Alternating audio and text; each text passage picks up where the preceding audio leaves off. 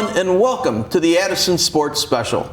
Don Figarelli is off tonight. We wish him well. He'll be right back next week for another episode of the Addison Sports Special. I'm Donald Ortale, your guest host for tonight. Or earlier this week, Don Figarelli asked me to sit in with him, kind of pinch hit for him. And when the legend talks, you got to listen. I said, Don, I'll be more than happy to do it. So I'm really happy. Now, one of the things, folks, that you've seen over the years and over the decades in the Addison Sports Special is Don interviewing local celebrities from Little League on through to high school to collegiate sports. Don does a great job, but one of the things that he's really excited about is every now and again he'll have just a bunch of people in the studio to talk sports. That's what he set us up with tonight, and that's what we're going to do. And the first person that we'll talk to tonight is Tom Michael, a really good friend of Don Figarelli's. Absolutely, yeah, we go way, way, way back. And you're also a alumni of Marquette. Well, I didn't finish there because I got injured, but I played football at Marquette without the mask. That's how far back I go. That's how far back. Yeah, and it was just run. You know, they were called at that time the Hilltoppers. Really? And they were called the Hilltoppers because if you look at the scenery, there's bridges, it went up. Then they became all kinds of different names, you know, after that. Yeah. And it was interesting. Well, we're going to really tap into some of your sports trivia here throughout the course of the show tonight. I'm really happy to see you, Tom. Thanks for joining us. Also, folks, from the Chicago House Soccer Club, Laura Stepniak. Nice to meet you, Laura. Thanks for joining us. Tell us a little bit about what brought you into soccer and your illustrious career so far. Nice to meet you. Thank you for having me. Right now, I'm a player at Chicago House. I started playing soccer when I was 12, so I had a pretty late start compared to all the other girls, but I fell in love with the game watching it, just watching like the professional players, and then I was like, I want to do this, and I was 12 starting to play sports, and I said I'm going to be a professional athlete, and I'm almost there. After the season with House, I'm looking to play professionally overseas. You'll go overseas. That is awesome. Are you enjoying your time with House? Yeah, I love it here. I think it's a great atmosphere. It's a great club, lots of good opportunities, and I think it's really great to be here. So when you were growing up through the soccer system, if you will, did you have a rough time finding a girls' team, or was that something that was kind of easy to find? So I actually started playing with boys. That was my first team. I was 12 years old, and I joined a 14-year-old boys travel team. And I did not let anyone push me around. I got a yellow card every game. Yeah. When you say you're planning on going overseas, will you play for the Poland national team? What will be your thoughts here? That's definitely an option for me, but I am eligible for a couple of national teams, so I still want to look deeper into that. Into that. I do have some contact with them, and I'm looking to see where I can go from there. How did you get recruited to play for House?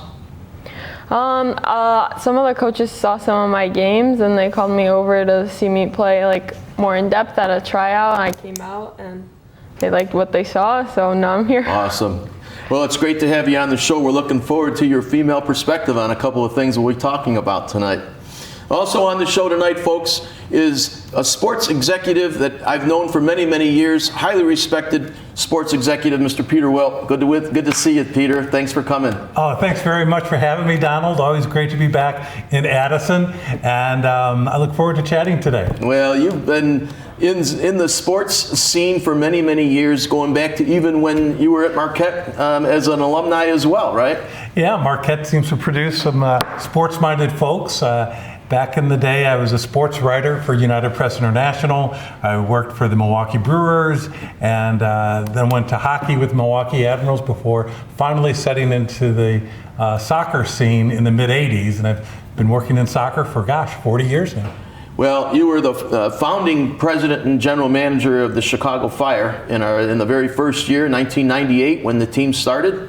And I bet you're proud to say, even to this day, that as an expansion team in Major League Soccer, the Chicago Fire is the only club to win their championship in their inaugural season. Very proud of that. And not just in Major League Soccer, I believe in any sport, we're the only professional team to win the championship. And not only the championship, because we did win MLS Cup that year, but we were also fortunate because of the leadership of a great head coach and great team of players we put together.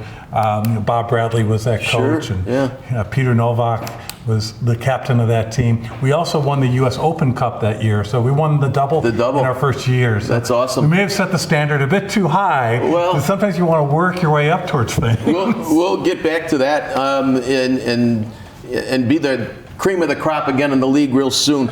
Peter, you've also had the pleasure of starting soccer clubs, not just the Chicago Fire, and not just in Chicago.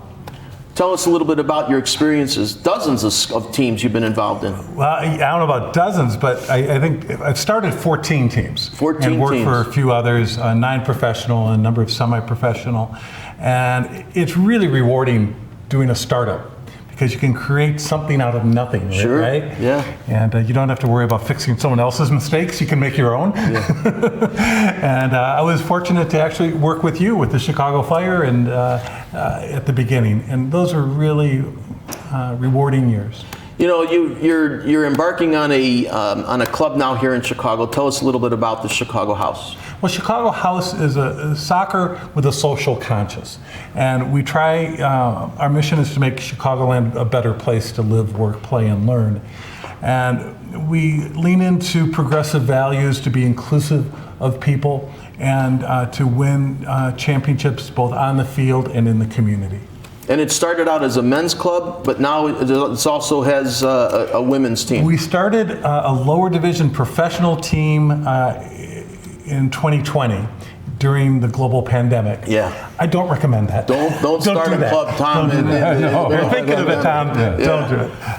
So we struggled off the field our first year. It was difficult to sell tickets and the sponsorship during the pandemic. We regrouped in 2022 as an amateur team and stabilized things. And then last year in 2023, we really went into our growth phase. We added the women's team, we added U23 teams for both men and women. We added a boys youth academy, a girls youth academy program, a futsal academy program, and camp program. So now we're broader and getting deeper, getting great support in the community. Well, we're excited to have you here, Peter, tonight on the show. And you know, let's kind of just get right into this. You had mentioned how important it is to be professional both on and off the field. We've heard that from many athletes, not just in soccer, but in most. What does that mean? Tom, what does that mean, being a professional on and off the field? You really have to represent the sport and yourself. And that's important. I mean, you know, you see all the trouble now with the women in the basketball. They're, you know, hollering at each other. You got to stop that. You have to realize that everybody's there to do something. And, you know, I've run into a lot of different situations. One was interesting. Being older, I was curling in Scotland. And when you're curling, we were playing against a German team.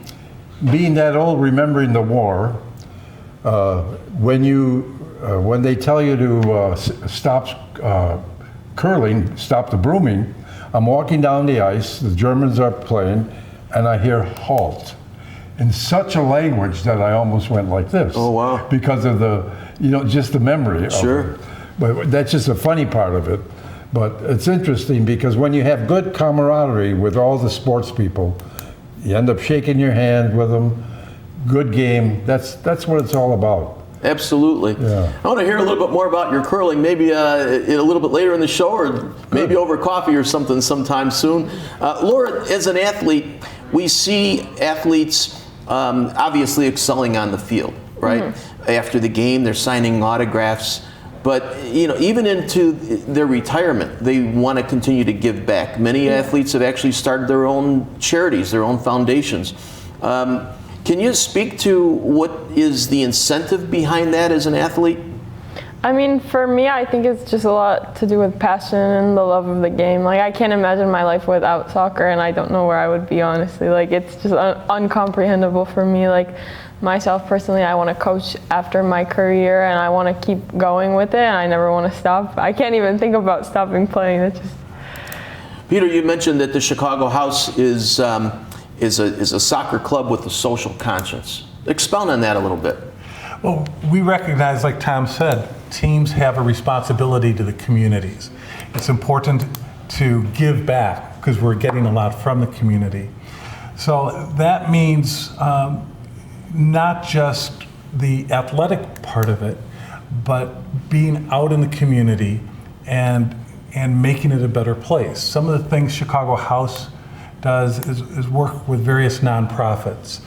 We work with New Life Centers, which has a food pantry in the city that our players and our staff volunteer at. They have youth programs. Our players and coaches serve as referees for the youth soccer programs. We work with the Ronald McDonald House, where we volunteer there and help make meals for the families. Awesome. No, that's awesome. We recruit players that buy into that mission. And not all athletes understand or agree with that. Yeah. I think Charles Barkley famously said, "I ain't no role model." And whether he wants to be or not, he is. Yeah. Because people are looking at athletes and responding to that, especially young people who are so formative. So we try to make the world a better place by doing the right thing. I think that's so important. And, at every level of sports, whether it's high school, whether the kids growing up, they've got to learn that it's more than just the sport itself, right? Indeed. Yeah. In the news recently, we've seen women's sports take center stage. Speaking specifically of soccer, the women's team here in Chicago just recently sold out the stadium, but it wasn't their stadium. Yeah. Before we take our first break, let's talk a little bit about the situation in Chicago with stadiums. Tom, they're aging. I know they are. Yeah.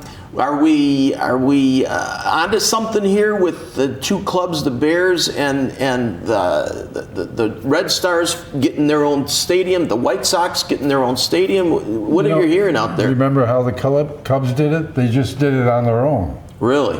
And look what they have there. Wrigley Field. Yeah. I mean, all around it. Sure. People come on the L to go to the game. Yeah. I mean, you got to have transportation. You got to have that. Right. You're a soccer fan, or a White Sox fan, Peter. I recently, after 60 years, renounced my White Sox fandom. Are you kidding me? It wasn't because of the play on the field, which God knows is awful. Yeah. But it was because they re-signed a domestic abuser. Mike Clevenger, the pitcher, has been found to abuse women, and it was wrong. Yeah. The White Sox signed him anyways, and then they let him go, and then they signed him again. So I'm upset with the White Sox, but that's not what But that we're doesn't going to make ask. you a Cub fan. It doesn't. I'm a Cub fan. Yeah. In fact, I was a Cub stockholder Really? when Wrigley had the team. I had 9 shares of the Cubs. Met Leo DeRocher. Kids went around the field, ran around the bases, went to the vines and said, "There are bricks behind here." He sold it originally. Initially. Yeah. To the. I met Leo DeRocher in Mercer's rocking chair, Kingman's jersey. Wow.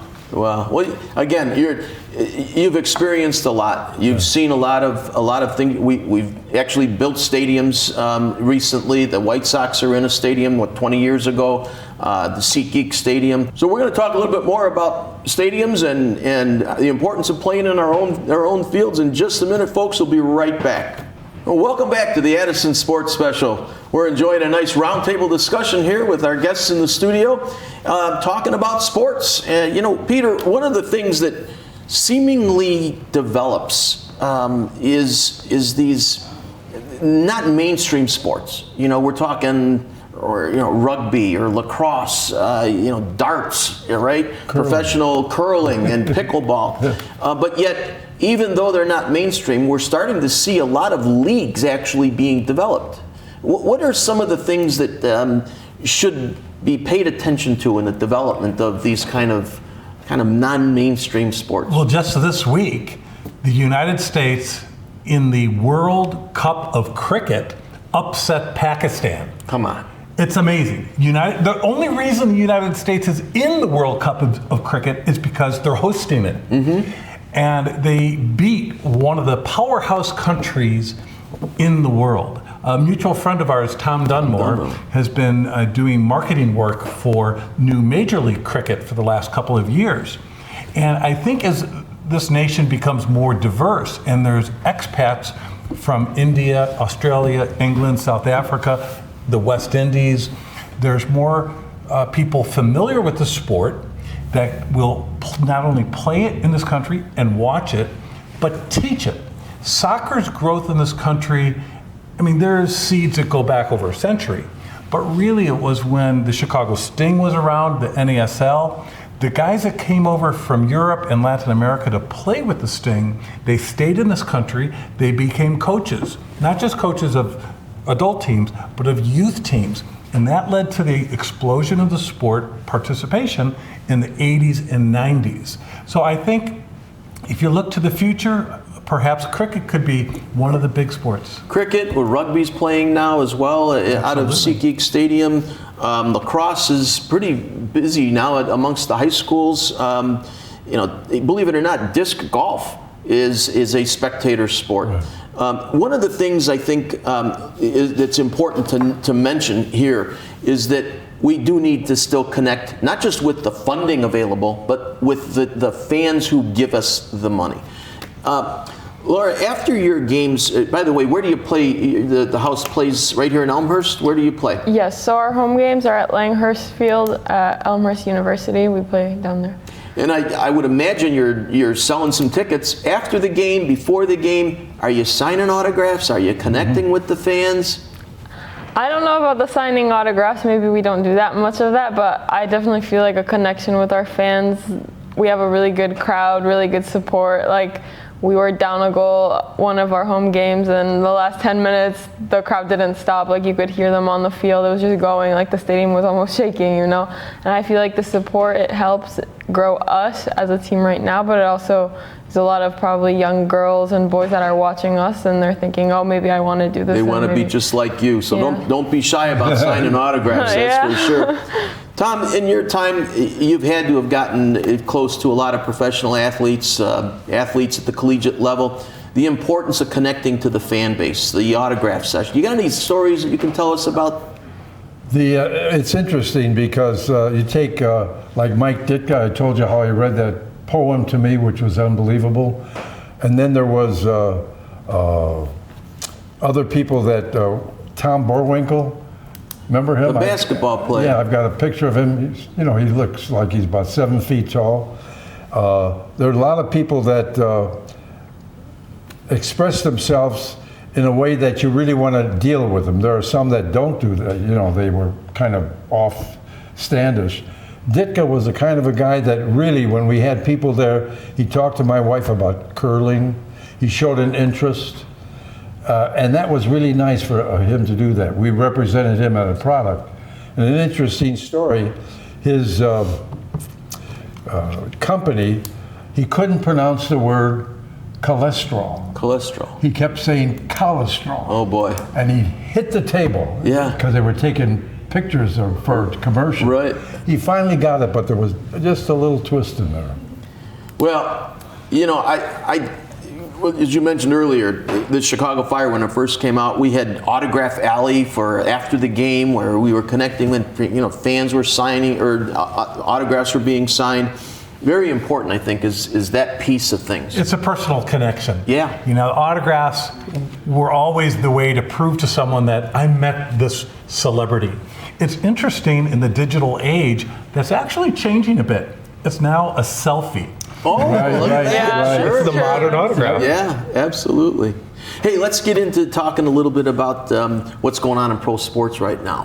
What do you think? The NBA Finals right now, we've got Boston is ahead 2-0. Wow. What's your take on? They're tough. Yeah. I mean, Boston versus the Mavs in Dallas. yeah, the Dallas, all their teams have a little problem. The football team, when they play the Packers, I think that it's amazing. I remember when they were tall and thin. It's unbelievable, the room, you look at people that like Maravich who could do everything with them. It's just so crowded now, and it's all dunking. The girls' basketball has brought something into play, plays, passing, unbelievable. That's what it should be about. I'm excited to watch the finals. I hope that the Mavs come through.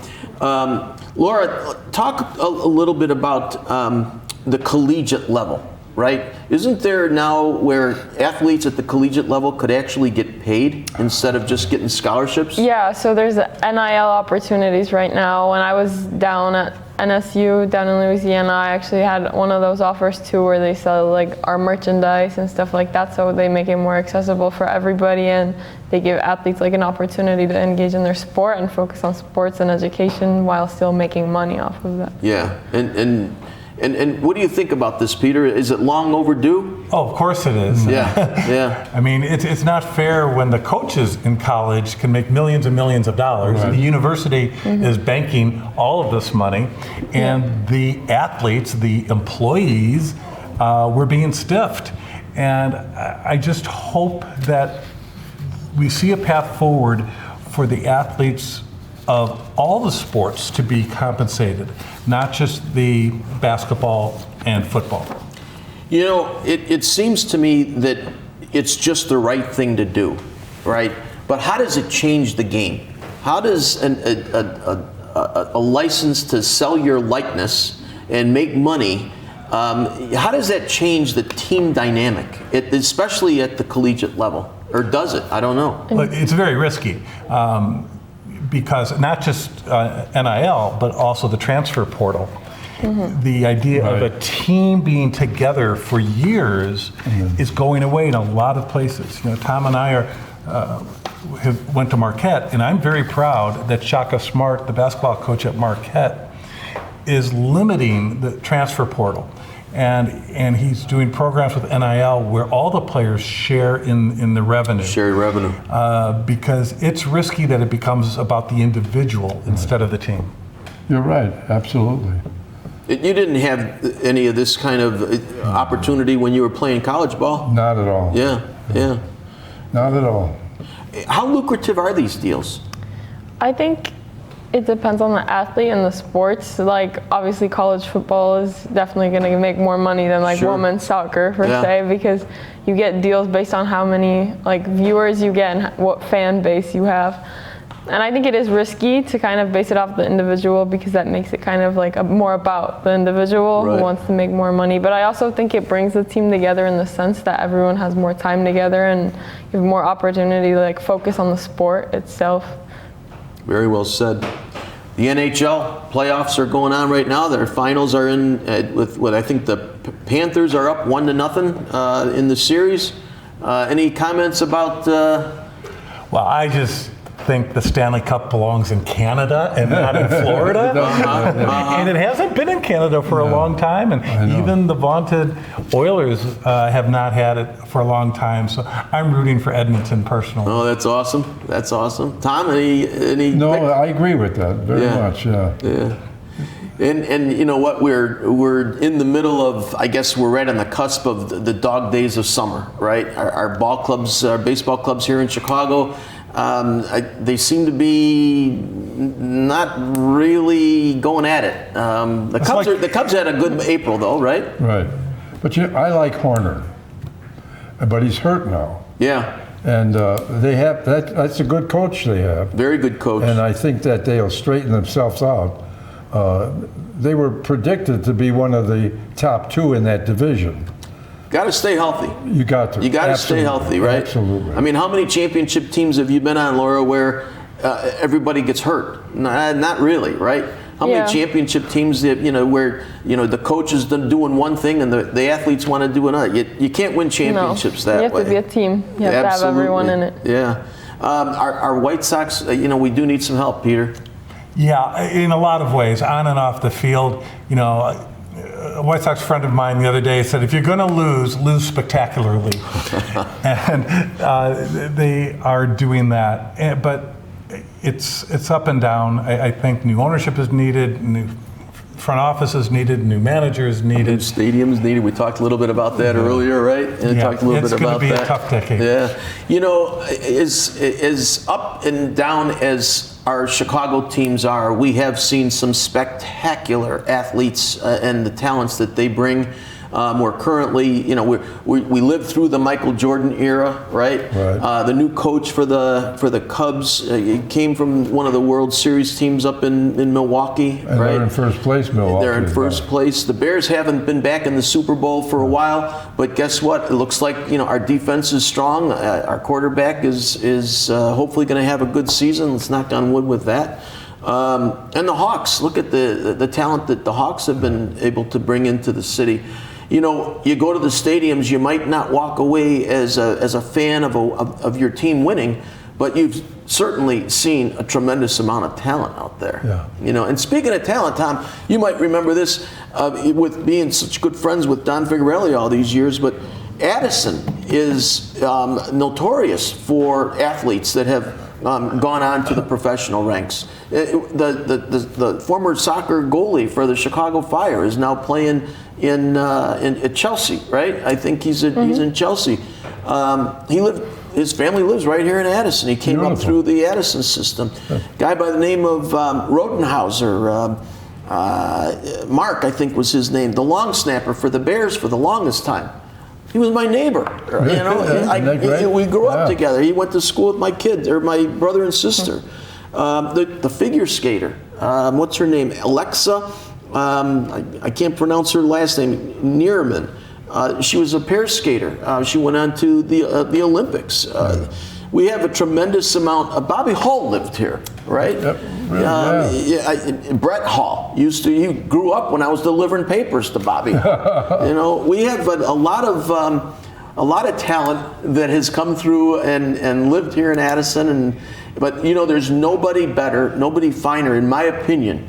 Nobody more legendary, in my opinion, than our regular host of the Addison Sports Special, Don Figurelli. Right. We're gonna be excited to have him back in the studio next year. Some closing comments, Tom. If you got have about a minute left. Okay, I'm going to tell you about a great athlete. His name was Mats Tinelli. Went to Notre Dame, an All-American. Ended up in the Bataan Death Watch, and he hit his one incident. A Japanese fellow took off his ring. The captain of the Japanese army came up to him and said, in perfect English, what did he take from me? He said, he took my ring. He said, you're Mats Tinelli. I went to Southern Cal. Oh my goodness. Gave him back the ring. He hit it for the rest of his life. He was in our parade in River Forest. And let me tell you, he wouldn't tell. If you came to see the ring, you'd have to turn around because he hit it. He hit it. Every day, and I got the whole story. That's awesome. Thanks for joining us, Tom, for coming in tonight. We certainly appreciate it. We could probably have another entire show of all the legendary trivia that you can bring to the table. Right. Laura, thanks for joining us today. Certainly appreciate your comments and your insights on a lot of different things throughout the course of the show. And Peter, it's always a pleasure to see you and have you in Addison chatting it up a little bit. Good luck to you in the house coming up in not just in Elmhurst, but also aren't you playing up in the men's play at DePaul College Prep. Yep. We have a exhibition June 18th against Chivas U23s at Benedictine University in Lyle. Thank you all so much for joining us. We wish Don Figurelli a tremendous recovery from some of the things that are challenging him. Again, folks, thank you so much. Have a great night. Thank you.